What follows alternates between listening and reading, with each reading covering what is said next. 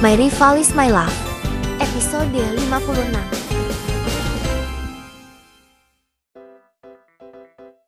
Hari yang dinanti akhirnya tiba, dan tepatnya pagi itu, gue langsung kaget begitu membuka mata. Kenapa Kenzie ada di kamar gue? Kebangetan banget lo, udah tahu hari ini bokap lo nikah. Lo malah enak-enakan ngorok di sini, ucap Kenzie kesal. Waduh, gue sampai lupa sama acara pernikahan ayah gegara semalam begadang. Pantesan si Kenzie marah banget kayak gitu. Sabar Ken, gue bisa jelasin. Kenzie makin dekat. Dia mau ngapain gue ya? Buruan bangun, perintah Kenzie sambil teriak. Meski masih agak ngantuk, tapi gue coba bangkit. Dan setelah gue udah berdiri, tiba-tiba aja dia manggul badan gue kayak karung beras. Woi Ken, apaan sih lo? Turunin gue. Gue memohon ke dia. Kenzie sama sekali gak dengerin permintaan gue. Mukanya diturunin. Dia malah ngebawa gue keluar hingga sampai di depan pintu kamar mandi. Kenzie kemudian nurunin gue di sana. Mau mandi sendiri, apa gue yang harus mandiin? Ih, apaan sih lo? Gue protes. Tapi dia malah melotot ke gue. Kalau udah begini, terpaksa gue lagi yang mesti ngalah. Iya, gue mandi. Gue langsung masuk kamar mandi. Belum juga semenit, gue nongolin kepala gue di pintu. Gue lupa handuk. Ternyata si Kenzie masih nungguin. Ken, kata gue manggil dia. Kenzie yang lagi nyender di tembok noleh. Apa? Gue lupa Ken. Ambilin anduk dong, perintahku. Sambil menghela nafas, Kenzie mulai berjalan pergi. Dan beberapa saat kemudian datang sambil bawain gue handuk. Ih, baik banget sih dia. Makasih Ken, kata gue setelah nerima handuknya. Gue lalu masuk lagi buat lanjutin mandi yang sempat tertunda. Setelah menghabiskan waktu yang lumayan lama, akhirnya mandi gue selesai dan gue keluar. Dan pas sudah keluar, gue ngerasa Kenzie selalu merhatiin gue. Lo kenapa sih liatin gue mulu? Gue nanya. Kenzie masih ding. Kini dia malah muter-muter di hadapan gue. Gue sempet mikir, dia mau nafsu gegara liat gue yang cuma pakai handuk. Tapi ternyata dugaan gue itu salah. Ini kenapa ada bekas luka di punggung? Kata Kenzie saat melihat belakang badan gue. Oh itu, cuma luka lama, gak tahu tuh. Kenapa bekas lukanya gak hilang-hilang? Padahal itu luka udah lama banget. Udahlah, ayo buruan balik ke kamar. Suruh Kenzie yang dorong gue. Nyebelin banget sih dia. Ngapain juga dorong-dorong, kan dia sendiri yang nanya. Gue dan Kenzie jalan lagi menuju ke kamar. Begitu masuk, gue langsung memasang ekspresi terkejut. Mama Widya, sejak kapan Mama ada di kamarku? Kataku heran. Surprise, seru Mama Widya. Mama udah dari tadi kesini. Gue lalu jalan ke dekat lemari. Niatnya mau ambil baju. Terus Mama ngapain masuk ke kamar aku? Mama Widya nahan gue buat buka lemari. Hari ini adalah hari yang spesial. Mama punya hadiah untukmu. Hadiah? Gue bingung. Yang mau nikah kan bapakku. Tapi kenapa gue yang dikasih hadiah? Tiba-tiba saja, Mama Widya menyuruh Kenzie untuk keluar. Begitu anak sulungnya keluar, feeling gue rasanya J3 enak. Mama Widya langsung menutup pintu, lalu mengambil sesuatu dari dalam tas besar yang dibawanya. Sayang, hari ini kamu pakai ini ya? Ternyata yang dimaksud hadiah oleh Mama Widya adalah satu setel baju kebaya. Mama sengaja beli ini jauh-jauh hari cuma buat Anggi. Biar Anggi terlihat cantik di acara pernikahan nanti, ungkapnya. Sial. Padahal gue udah ada niatan mau pakai baju batik. Mama Widya lalu menyuruhku untuk duduk di depan cermin. Sekarang dia ingin makeover gue sebelum acaranya dimulai. Gue sedih sih, ini pernikahannya ayah. Tapi gue gak bisa tampil sesuai keinginan gue. Perlu diketahui, biarpun gue ini sekarang cewek, tapi gue sama sekali gak suka dandan. 1 jam pun telah berlalu, sambil ditemani oleh sang adik. Kenzie masih betah menunggu kekasih dan ibunya yang belum kunjung keluar. Mereka lama sekali sih kak, ucap Inzo sambil meminum sekaleng minuman soda. Kenzie sendiri sangat memakluminya. Ia tahu, perempuan memang butuh waktu untuk mempersiapkan penampilan terbaik mereka. Jadi wajar jika prosesnya lama. Dan beberapa saat kemudian, pintu yang berada di hadapan mereka berdua mulai terbuka. Dari balik pintu, muncul sesosok wanita dengan kebaya berwarna lilac keluar. Kenzie tak percaya dengan apa yang ia lihat. Benarkah itu Anggi? Ia benar-benar terkesima dengan penampilan Anggi yang nampak anggun itu. Baru saja Kenzie mengatakan anggun, gadis itu langsung memperlihatkan sifat aslinya yang petakilan. Padahal Widya telah menyuruhnya untuk berjalan dengan pelan. tapi ia seperti tak mendengarkannya. Ia sangat ceroboh. Hampir saja ia terjatuh akibat sempitnya rok yang ia kenakan. Ditambah lagi, ia belum biasa jalan menggunakan sepatu berhak tinggi. Hati-hati dong kalau jalan, ujar Kenzi yang sedang membantunya. Maaf Ken, gue nggak biasa pakai beginian.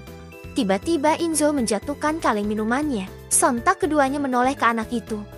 Kak Anggi, ini beneran Kak Anggi, kata Inzo tak percaya. Anggi menunjuk dirinya. Menurutmu aku ini siapa? Gimana Kak? Deh, Anggi cantik kan? Ucap Widya meminta pendapat. Cantik mah, kata Inzo. Tapi Kak Anggi masih suka gerasak-gerusuk. Seketika Anggi memonyongkan bibirnya saat mendengar pujian dari Inzo. Lalu ia beralih menatap Kenzi. Gimana Ken? Gue cakep gak? Kenzi tak menjawab, tapi ia masih memandangi wajah kekasihnya dengan intens. Memang benar, saat ini gadis di depannya itu nampak berbeda dari biasanya. Dalam benaknya pacarnya itu seperti seorang bidadari yang turun dari kayangan. Sungguh cantik sekali. Woi, Kenzi, kenapa malah diem? Seru Anggi membuat Kenzi sadar. Saat itu juga Kenzi meraih tangan Anggi. Udahlah, ayo kita ke depan. Semua udah nungguin. Kenzi langsung menarik Anggi. Betapa kagetnya Anggi saat melihat pemandangan rumahnya. Tak seperti biasanya. Rumahnya kini telah ramai dipenuhi oleh tetangga serta kerabat yang hadir untuk melihat pernikahan ayahnya. Mereka semuanya memberikan ucapan selamat kepada Nasrul yang akan melangsungkan akad nikah siang ini. Ada pula yang sengaja membawa bingkisan parcel. Ken, kenapa rumah gue jadi rame gini? Tanya Anggi heran. Semuanya nungguin lu oneng. Gue, Anggi menunjuk dirinya sendiri. Lu sih pakai tidur lama banget kayak kebo. Lah kok lu nyalahin gue sih? Anggi, Kenzi, kalian udah siap? Tanya Jonathan yang menghampiri mereka. Udah, jawab Anggi dan Kenzi. Kalau begitu, tunggu apa lagi? Ayo kita segera berangkat, ucap Jonathan. Kenzi dan Anggi segera menaiki Honda Brio merah yang telah terparkir di depan rumah. Ken, kok cuma kita berdua? Tanya Anggi setelah memasuki mobil. Memangnya kenapa kalau cuma kita? Balas Kenzi. Gak apa-apa sih, terus Mama. Papa sama Injo kemana? Mereka naik mobil sendiri bareng bokap lu. Kok kita gak bareng mereka aja sih? Kenzi memiringkan badannya menghadap Anggi. Oneng, dengerin gue. Gue sengaja bawa mobil sendiri buat bisa berangkat bareng lo. Lo gak suka jalan bareng gue? Anggi balik menatap Kenzi. Bukan gitu. Gue cuma ngerasa semakin banyak orang, maka akan semakin ramai. Secara tak terduga, tiba-tiba saja Kenzi meraih wajah Anggi. Sontak hal itu membuat Anggi bingung. Ada apa Ken? Jantung Anggi terasa berdebar-debar ketika tangan Kenzi menyentuhnya dengan lembut. Hari ini lo itu sangat cantik, Anggi. Kata-kata yang keluar dari mulut Kenzi itu membuat Anggi jadi salting hingga tak sengaja kepalanya terbentur kaca mobil. Kenzi yang melihatnya tertawa. Sungguh lucu sekali kekasihnya ini. Selalu saja melakukan hal-hal konyol di depannya. Ken, apa maksudmu dengan bilang gue cantik? Lo ngerayu gue, dasar. Lo itu belum nyadar juga. Kenzi mengarahkan tangannya untuk membuka cermin yang terdapat di depan Anggi. Lihatlah, itu lo oneng. Anggi mulai mengikuti perintah Kenzi. Ia menatap cermin yang ada di hadapannya. Ken, ini beneran gue. Anggi tak percaya dengan apa yang dia lihat. Kenzi yang ikut memperhatikan coba meyakinkan pacarnya dengan menggenggam tangan Anggi. Iya, itu beneran loh. Gak mungkin Ken, kenapa gue jadi back? Anggi yang belum selesai bicara dikagetkan oleh Kenzi yang tiba-tiba mendekatkan bibirnya. Udah ya, kita berangkat. Begitu Anggi mengangguk, Kenzi langsung menyalakan mesin mobil dan menjalankannya.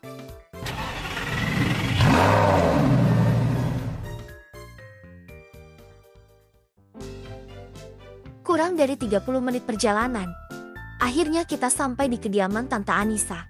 Padahal ini adalah pernikahan bokap. Tapi kenapa gue yang grogi ya? Hei Oneng, santai aja, suruh Kenzi yang gue balas anggukan. Kayaknya rasa grogi gue bukan karena bokap gue nikah, tapi karena Kenzi yang tadi sebelum berangkat sempat nyium gue. Gue coba narik nafas dalam-dalam biar perasaan gue tenang. Setelah dirasa cukup, gue keluar dari mobil. Baru juga tenang, gue udah tegang lagi. Si Kenzi gandeng tangan gue buat masuk ke halaman rumah Tante Anissa. Gue bisa lihat dekorasi rumah banyak dihiasi bunga-bunga. Gue pikir pernikahan ayah dan Tante Anissa akan berlangsung sederhana. Ternyata tidak. Ya maklumlah, gue pikir karena mereka berdua kan udah sama-sama pernah membina rumah tangga, jadi nggak perlu acara pesta-pestaan.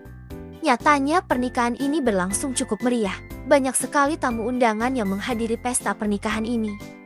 Pertama-tama acara diisi oleh bapak-bapak yang memberikan sambutan kepada kami selaku keluarga mempelai pria. Si bapak itu ngomongnya panjang banget. Gue sampai ngantuk gara-gara dengerin dia. Sumpah deh ngantuk banget. Gue yang gak kuat jadi nyender ke Kenzi yang duduk di sebelah gue. "Woi Oneng, lo kenapa nyender?" tanya Kenzi. "Gue ngantuk Ken." Kenzi tercengang. "Yang bener aja lo, bisa-bisanya di tengah acara seperti ini lo mau tidur. Lah emang kenapa?" Gue protes. Mama Widya yang tempat duduknya tak jauh menegur kita yang lagi berdebat. "Kakak, Anggi, jangan berisik." Seketika gue dan Kenzi langsung diem. Dan selang beberapa detik kita mulai lagi. "Lo sih," seru Kenzi nyalahin. "Lah kok gue? Gue kan cuma ngantuk." "Ya makanya tahan rasa ngantuk lo yang mengganggu itu." Singkatnya tibalah di acara ijab kabul. Dengan lantang ayah mengucapkan janji ikatan pernikahan di depan penghulu yang membuat semua orang yang berada di sana menyahut mengatakan kata sah. Saat itu juga ayah dan Tante Anissa telah resmi menjadi sepasang suami istri. Gue merasa terharu melihat mereka berdua menikah. Mata gue sampai berkaca-kaca. Selang itu gue melirik ke Kenzi. Melihat ayah menikah membuat gue jadi membayangkan gimana kalau gue dan Kenzi ada di posisi itu. Apakah gue akan sebahagia itu jika kelak menikah dengan Kenzi? Setelah resmi menikah, akhirnya gue punya ibu baru. Ya, Tante Anissa sekarang adalah ibu sambung gue. Gak nyangka sih, dari kecil gue gak pernah ngerasain rasanya punya ibu. Di umur 17 tahun malah ayah nikah lagi. Kenapa gak sejak dulu aja sih? Tapi gue gak bisa nyalahin sih. Ya mau gimana kalau jodohnya emang waktu sekarang ini. Sebagai anak yang berbakti, gue nyempetin salim ke ayah sama ibu baru gue. Tak lupa juga ngucapin selamat atas pernikahan mereka. "Anggi, mulai sekarang jangan panggil tante lagi ya, panggilnya mama," kata ibu baru gue. Gue ngangguk-ngangguk ngerti. Sebuah pelukan kasih sayang diberikan Mama Anissa ke gue. Gue sampai pengen nangis saat dipeluk. Tak hanya ibu baru, kini gue punya 3 saudara sekaligus. Kak Zain, Rafa, dan si kecil Aulia. Kayaknya Aulia seneng banget bisa jadi saudara gue. Dia peluk gue kenceng banget. "Anggi, selamat datang di keluarga kita," sambut Kak Zain dengan ramah. "Ya," balasku dengan senyuman. Setelah itu, gue bersama dengan keluarga baru gue melakukan sesi foto untuk kenang-kenangan. Kak Zain udah booking fotografer temannya untuk acara ini. Selesai berfoto, gue langsung meluncur ke tempat prasmanan. Perut gue udah keroncongan karena tadi gak sempet sarapan. Gue baru ingat, Kenzi kan doyan makan. Gue ajak dia sekalian buat ambil makanan di sana. Rakusnya kita berdua. Hampir semua menu yang tersaji di sana kita ambil. 1 piring bahkan sampai 5 piring yang kita bawa dari tempat prasmanan menuju meja kosong.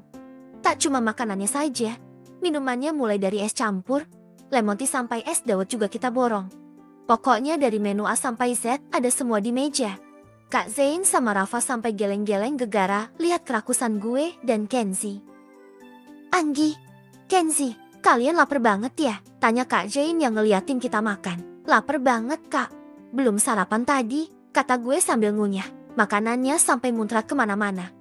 "Kak Anggi makannya banyak sekali, gak takut gendut Kak?" Giliran Rafa bertanya. "Enggak." Tiba-tiba Kak Zain nyeletuk. "Kalian ini memang serasi sekali." "Serasi apanya?" sahutku. "Yaitu, nafsu makan kalian berdua sama-sama jumbo." "Hahaha, jangan ketawa ngakak gitu Kak, biar makanku banyak." "Tapi lebih rakusan dia," gue nunjuk ke muka Kenzi. Dengan santainya, Kenzi nurunin jari telunjuk yang gue arahin ke dia. "Jangan seenaknya bicara. Kenzi, mumpung lo ada di sini, gue mau terus terang bicara ke lo." Tiba-tiba pembicaraan berubah serius. Kenzi mengelap bibirnya dengan tisu. "Apa? Bergabunglah dengan tim laser," bujuk Zain. Beberapa detik Kenzi diam. Lalu tiba-tiba saja jawab nyeletuk. "Gak mau."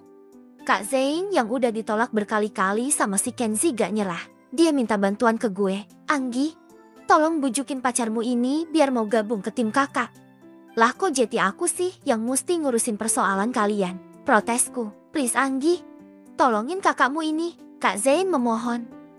Melihat wajah Kak Zain yang memelas itu membuat gue jadi gak tega. Ya apa boleh buat. gue akan coba bantuin Kak Zain. Tapi sebelum itu ada sesuatu yang harus gue tanyain. Kak, kalau aku berhasil bikin Kenzi gabung, apakah ada komisi buatku? Kenzi langsung melirik begitu mendengar celetukan gue. Asal dia mau bergabung, kakak akan kasih bonus yang klub berikan ke kamu deh. Mendengar kata bonus, mata gue jadi berbinar. Gue jadi tambah semangat dengan obrolan ini. Beneran kah? Kak Zain mengangguk. Tentu saja. Kakak akan senang jika kamu bisa membujuknya. Seketika gue mengalihkan pandangan gue sembari nyinyir ke Kenzi. Apa? Seru Kenzi. Lo gak usah berlagak gak tahu. Lo pasti dengar kan? Terus, kata Kenzi sambil lanjut makan. Ayolah Ken.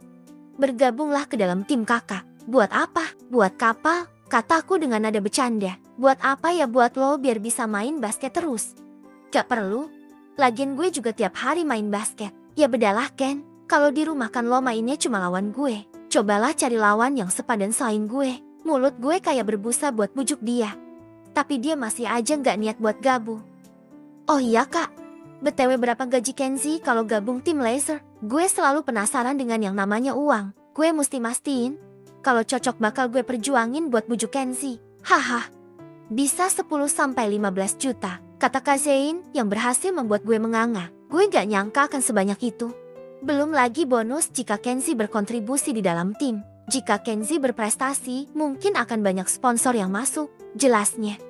Gila, Kenzi bakalan punya banyak duit kalau main di tim profesional. Gue jadi termotivasi untuk bujuk dia.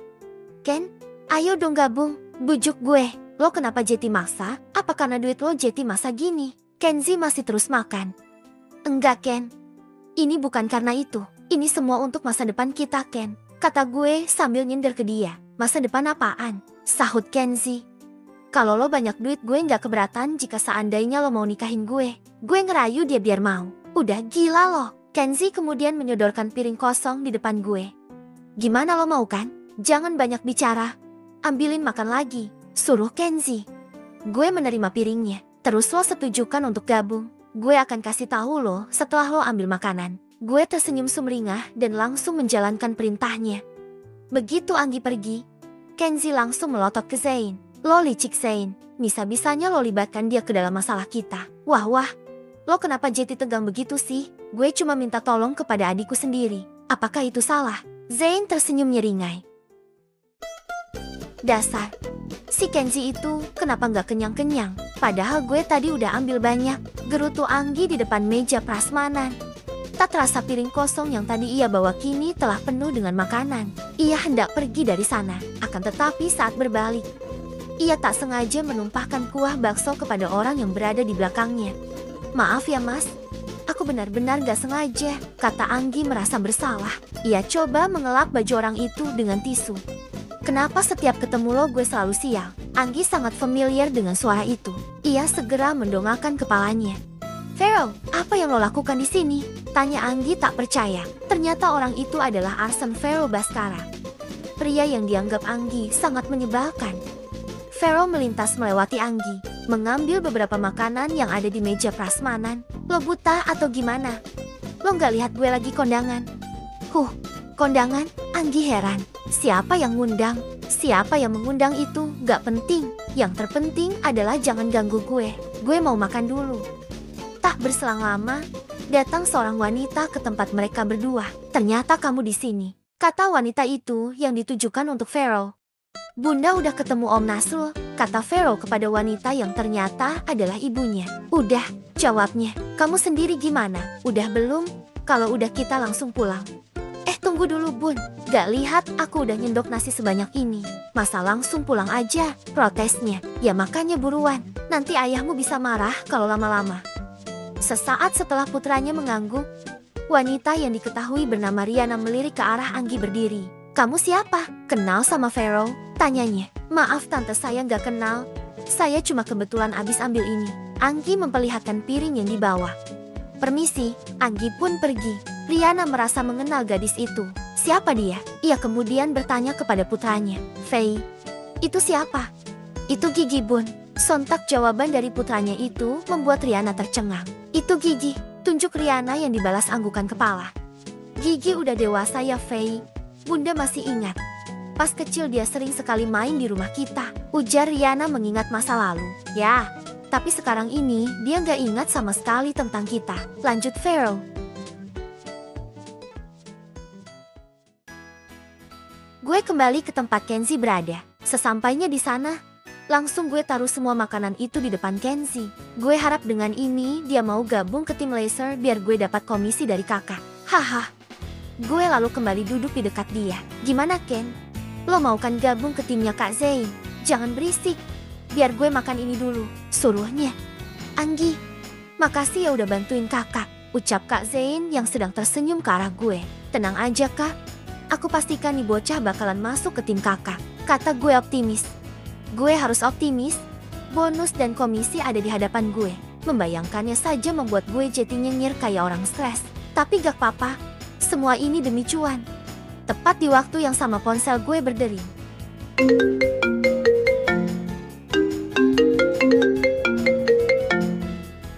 Bastian, kata gue saat membaca nama di layar handphone. Tumben nih anak nelpon. Apa dia mau bayar utang? Daripada mikir yang enggak langsung aja gue angkat biar tahu. Hai Bas, kataku dengan nada ceria. Gak tahu kenapa Bastian lama banget jawabnya. Padahal gue udah nyapa duluan. Dan setengah menit berikutnya akhirnya dia ngomong juga. Hai Ang, Ga, anu. Ang siapa? Bastian sedikit grogi. Anggi Bas, kata gue ngasih tahu dia. Gak tahu kenapa, Bastian kayak canggung gitu ngomongnya. Rasanya kayak bukan Bastian yang biasanya. Lo kenapa sih Bas? Lo meriang? Kata gue nebak. Enggak, gue baik-baik aja, tegasnya. Gue cuma mau bilang selamat buat pernikahan bokap lo. Maaf gue gak bisa hadir di sana, imbuhnya. Gak apa-apa Bas, gue seneng kalau lo baik-baik saja, kata gue. Gimana kerjanya? Udah gajian belum? Kapan lo mau bayar utang lo? Bukannya jawab, si Bastian malah cepet-cepet matiin teleponnya. Jelas gue kesel. Gue nanya baik-baik malah dimatiin. Emang dasar si Bastian itu, kayaknya dia takut gue tagih utang terus. Belum selesai, baru juga duduk, Kenzie udah menginterogasi gue. Telepon dari siapa? Bastian, kataku. Mendengar nama Bastian, Kenzie langsung nyubit hidung gue. Lo masih suka telepon dia? Aduh Ken. Lepasin, gue nggak bisa jawab kalau lo masih gencet hidung gue. Sesaat kemudian Kenzie melepas cubitannya. Katakan dia ngomong apa ke lo? Gak ada. Gue cuma nagih utangnya. Terus gimana? Dia bayar? Tanya Kenzie. Boro-boro bayar. Malah teleponnya dimatiin. Kenzie menghela nafas sambil nyender ke kursi. Gue bilang juga apa? Lo itu jangan mau dimanfaatin dia. Dia gak manfaatin gue. Gue yang minjemin dia, jelasku. Sama aja Oneng. Lo itu kenapa gampang banget percaya sama orang lain? Bastian itu bukan orang lain Ken. Dia temen gue. Berapa kali gue mesti bilang ke lo? Tegasku. Terserah lo aja. Pokoknya gue gak mau bayarin lo jajan kalau lo masih suka minjemin dia duit, ancam Kenzie. Nggak akan Ken, gue jamin ini yang terakhir, janji gue. Terus gimana, lo setuju gak gabung tim Les? Gue ingetin lagi biar dia nggak lupa. Itu lagi, bisa nggak sih nggak usah bahas itu? Gue sama Kak Zain kompak bilang tidak. Kalian ini benar-benar menyebalkan. Kenzie kemudian minum es jeruk. Gue sama Kak Zain nungguin dia selesai minum. Mana minumnya dilama-lamain. Gue sampai gebrak meja karena nggak sabar. Woi, lo setuju gak sih? Tinggal bilang aja susah bener. Kak Zain coba nenangin gue yang udah telanjur emosi. Suara gue kayaknya kenceng banget sampai bikin Pharaoh yang tadi sama ibunya kini menghampiri meja kita. Kalian ramah sekali, serunya yang kemudian mengambil tempat duduk di sebelah Rafa. Pharaoh, apa yang lo lakukan Dis? Pharaoh memotong. Ses, Kon, jangan. Setelahnya Pharaoh memperhatikan Kenzie. Hei Zizi, kelihatannya lo sama si Anggilo ini makin harmonis ya. Gak usah basa-basi. Katakan apa tujuan lo kemari, desak Kenzie. Gak ada, gue cuma nemenin nyokap kesini. Jelas Pharaoh, ini gak mungkin. Bagaimana bisa Pharaoh datang ke acara pernikahan orang tua Anggi? Gue tebak, lo pasti lagi mikir gimana caranya gue bisa kesini. Ayah gue dapat undangan. Tak berselang lama ibunya Pharaoh datang. Faye, ayo pulang, bunda udah, ajaknya. Kenzie langsung berdiri begitu melihat ibunya Pharaoh. Bu Riana, Kenzie, ya ampun. Kamu makin tinggi aja, ucap Riana sambil menepuk bahu Kenzie. Anggi yang sama sekali tak mengenalnya, lantas bertanya kepada Kenzie. Ken, Lo kenal sama ibunya Vero? Tentu saja. Dia guruku waktu TK dulu. Jadi orang ini adalah gurumu dan Anggi? Ucap Anggi yang langsung dibalas anggukan oleh Kenzi. Dan mumpung sudah bertemu, Anggi tak menyia-nyiakan kesempatan ini. Ia langsung memberanikan diri bertanya kepada Riana. Maaf tante, aku mau nanya, tante tahu di mana murid tante yang bernama Anggi itu? Sontak pertanyaan itu membuat Riana, Vero dan juga Kenzi kaget. Tolong kasih tahu aku tante. Aku dan Kenzi udah mencari kemana-mana tapi nggak ketemu. Anggi sangat bersungguh-sungguh. Ia ingin sekali membantu mempertemukan Gigi dengan Kenzi. Meski rumornya Gigi telah tiada, tapi ia hanya ingin tahu walau hanya lokasi makam atau semacamnya. Jika Kenzi sudah tahu, maka itu akan membuatnya semakin tenang. Kalau itu maaf, tante nggak tahu. Setelah mengatakannya, Riana bergegas meninggalkan tempat itu dengan tergesa-gesa. Setelah menjauh, wanita itu menangis sambil memasuki mobil. Faye, apa yang telah kamu ungkapkan kepada Anggi? Ucap Riana. Ia sangat marah kepada putranya. Aku gak tega lihat Gigi. Aku ingin menebus kesalahanku padanya. Tapi Faye, kamu kan udah janji sama ayahmu. Riana mengingatkan perjanjian keluarganya. Bun, kumohon, biarkan Gigi bahagia.